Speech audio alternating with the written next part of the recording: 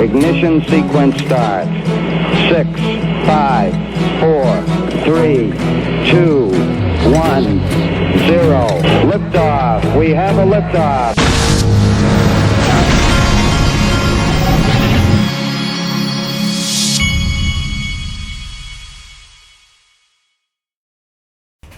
Hey everybody, this is the Digital Asset Investor, and I have a potpourri of information today.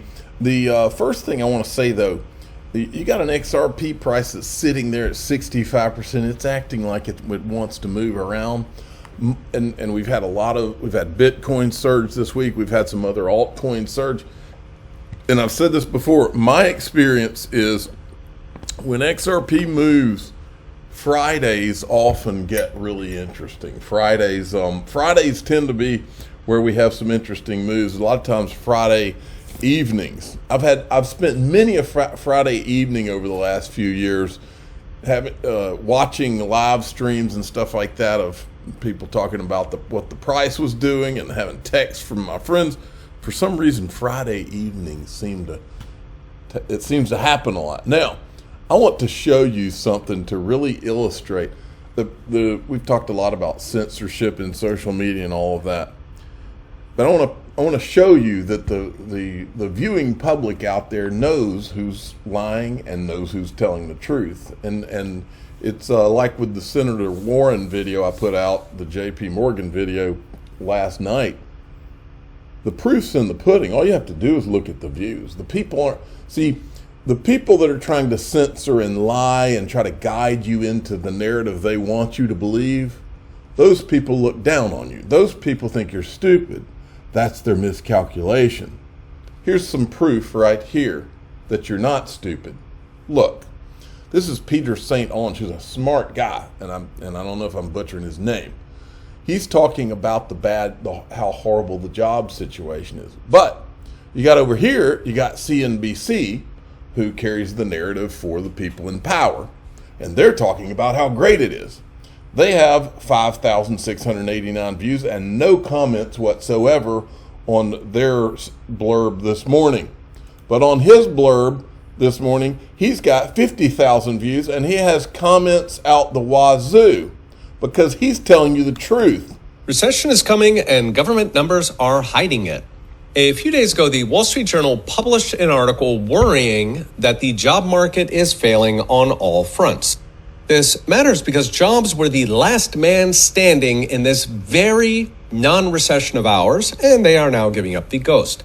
Zero Hedge was more direct, saying the job market is, quote, imploding.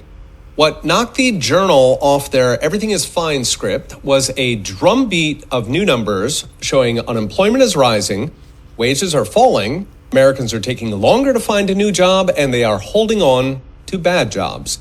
But what really sealed the deal was a huge number that came out just after the Journal hit publish: job openings.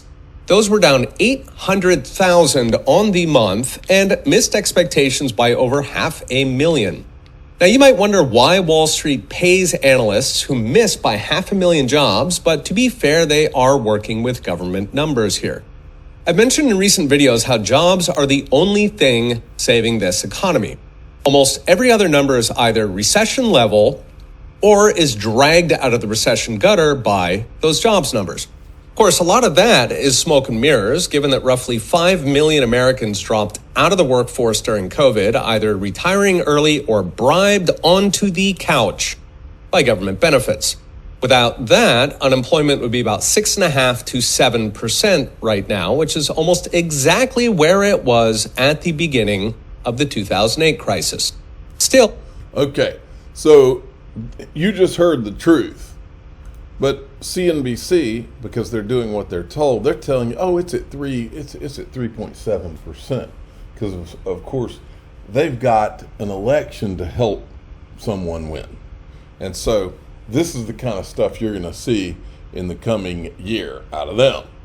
Now, check this out. I played some of the Mike Novogratz clip, but this part I wanted to play for you because you have to remember, Mike Novogratz bets dimes to donuts. And for me as an investor, when I hear him say that he's betting dimes to donuts, that the translation for me is that he's been talking to his government friends and knows what's going to happen anyway.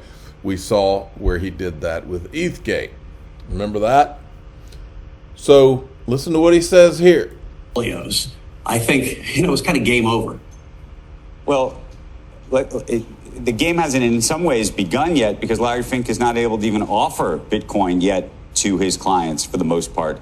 So yeah, let's talk about that piece of it. Where do you think the SEC is? How much do you think actually what Jamie Dimon's saying was an effort to stymie or to manipulate, slow down, or to make the SEC rethink wherever it may be, if you think that the winds are shifting in your favor, for example? I was trying to get in his head yesterday about why he's doing this, right? I mean, pandering to Elizabeth Warren maybe so she doesn't come down hard on banks. There doesn't seem to be a whole lot of sense. Listen, the SEC is going to approve a Bitcoin ETF, and they're going to do it soon. All our indications is that's going to happen. What indications are those?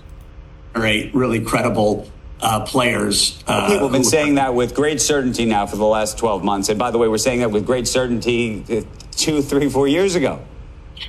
No, I think things shifted, and they shifted, and we can tell just by our own application with the type questions that come back, where you are in that process. But Mike, they shifted because they lost a court case. Let me ask you this, Mike. There are going to be people who are watching us. We're going to say Mike Novogratz is talking his book. He's got so much money invested in this stuff. It's got to work for him. And then there's other people who might say Jamie Dimon's talking his book. There's other people that might be saying that there's pure corruption on Wall Street. And I will say I'm deferring. No, I'm not deferring that I'm necessarily agreeing with Jamie Dimon per se, but I don't think that he's talking his book, in that I believe that this is a view he has held.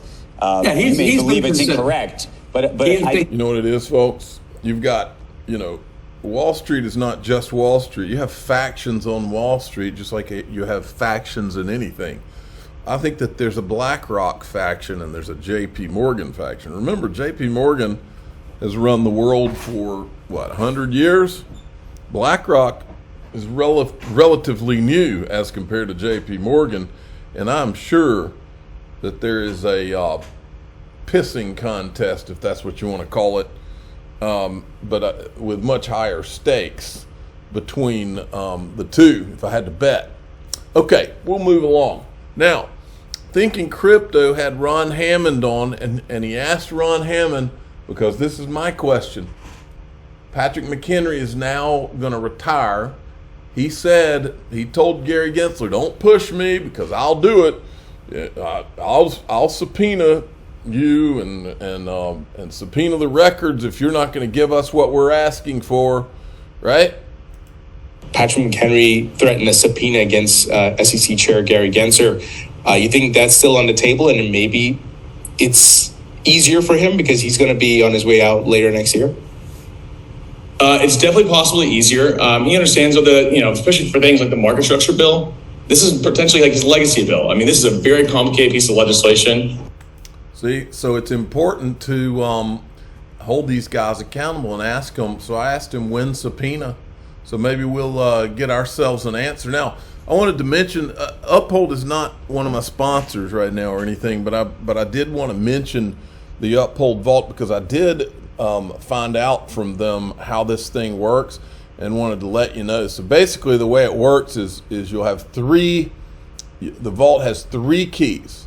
You'll get it, like when you go into the vault, you'll have a key that you write down just like you do with Ledger Nano S.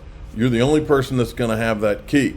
Then you're going to have another key that's in the cloud. It has to be in the cloud in order for you to be able to move the XRP in and out of your vault so that you can go and trade it and you can move it in and out seamlessly. That's kind of the way I understood it. Then Uphold holds one of your keys, okay? Now, just like with your Ledger Nano S, those keys that you wrote down, you don't photocopy them, you don't take photos of them, but those keys you wrote down, nobody's getting your XRP without those keys. Same way. It works the same way as far as that goes. Only difference is you don't have to go through all the complication of plugging the Ledger Nano S in and all that stuff. And you're on a trading platform, so you can literally do a swipe or two, and your XRP's out of the vault and back onto your thing, back in there, available for trading. Huge.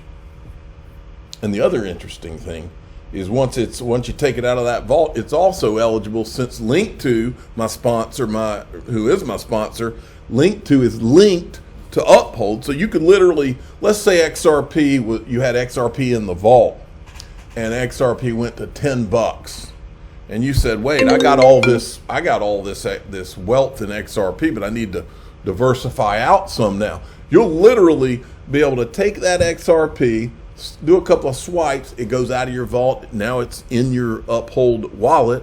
Then you could, right there in the same thing, you could go into Linked2 and buy private equity, and now they have, I guess, almost 50 companies, or spread it across. You could buy Ripple equity with your XRP. That's what I'm talking about, folks. Okay? Now, here's another interesting thing. Jason Foster from Empower finally responded to me, and I really appreciate that. I was asking him, remember when Jason Foster, he was trying to get any emails that were between the SEC and the people on this list from Bill Hinman, between Bill Hinman and the SEC and the people on this list from these certain dates, May 2017 to December 2020. He says, yes, thanks for your interest and support. Some short answers below. Watch for a more detailed update and announcement soon. We have received no new significant emails. We have some no records responses on key requests. And you know what that reminds me of? The SEC did a search on one of these things, and they said that nothing came up. And then somebody filed again and said, no, there's got to be something. They searched again, they did, so they tried to lie about it, folks. That's what we're talking about here. Then on the third one here, he says, requests we have not sued on yet are now ripe.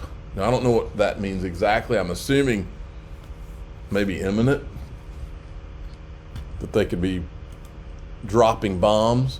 All right, it's not Senator Warren may be one of the bad guys, anti-crypto people, but it's not all of them. Bill I'd love to hear your thoughts on crypto, because Jamie Dimon said if he was in charge of the government, maybe have a seat like yours, he would push to shut it down. What did you make of that? Should the government be doing more? Anne-Marie, I can understand why anybody at a large bank would say that. Their business model is quite different. Cryptocurrency could be a threat to a number of things that the traditional banking community is working on and puts forward. But I'm not concerned about that. We need to come back and look at this industry and maintain the innovative aspects of the cryptocurrency industry rather than push it offshore. And we've seen the problems that are created like that. We need to figure out a good way, a proper way, an appropriate way to regulate cryptocurrency here with a light enough touch that will allow us to continue to lead the way with innovation. All right, so there's one good guy. Now, we've got this. It's a great day to watch this. Remember this? This is back to, I can't remember if it's 2018-19 when Glenn Beck had Tika Tawara is the guy's name. Listen to this. On tech, this is how the rich get richer. Yes. They know, they're connected. A lot of times they're coordinating. Yes. Without the insider trading. This is not illegal to do. No, manipulating the news cycle, if you're smart about it, is they can get away with it. Nobody's ever been arrested for anything like this. So now, with crypto, I know personally, I know people that would have gotten in or stayed in if these people weren't saying what they're saying. Right, and so this has really been extremely egregious. So on September 12th, Jamie Dimon says Bitcoin is a fraud. He says he'll fire any one of his traders buying Bitcoin. Bitcoin drops 24%. When Jamie Dimon speaks, people listen. So that weekend, we found out that the largest buyer of a Bitcoin fund that's in Europe that buys physical Bitcoin, right? The largest buyer was Morgan Stanley and JP Morgan. And that's not illegal. He says it's a fraud. It says he'll fire anyone that buys it. Fire. Yes. And at the same time, his company is buying it. His company is buying it. It's just, I mean, so unethical. Right. Okay. You see how this works, folks. Okay, so we're going to go into DAI XRP. I'm going to show you 2 more videos from the most dangerous and most censored man in the history of media, who has, in my opinion, been proven to, I mean, if you, and think about this for a minute. This guy has told more truths than pretty much everybody, and that's why they censored him, because he was on it before anybody else, and for that reason they attacked him. So what that means is you have a country and a world who is doing backflips to keep you from the truth. What does that tell you? Now, here's what I'm also going to show you. I don't ever show these things in social media, but there are people who you are very familiar with in crypto who have a life behind the scenes. And there are pictures and video of that life behind the scenes. I don't show them out here, but I did show 2 of the pictures. And when you see some of these pictures, it might give you an all the world's a stage red file vibe some of the time, but or maybe it's just a coincidence. But I'm going to show you not just those two photos that I showed the people in my member group, but I'm also going to show you a video, and these are people you know quite well, and I've known about these pictures and video, or at least the video I'm going to show you, for a long time. I've seen many more too. I'm going to start showing some of them in the group.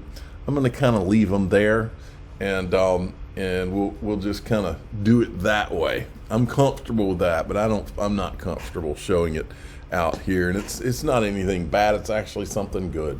Nice to see that some people are having a good time with some unbelievably interesting people. So that's at DAIXRP.com. I mean, the group's like grown a lot, or like Jim Carrey says, a lot. Okay. I'm the digital asset investor. I'm not an investment advisor. This is for entertainment purposes only. Please subscribe, hit the like button, tell your friends and family, go to DAIXRP, and I'm going to show you some photos that'll probably blow your mind. All righty.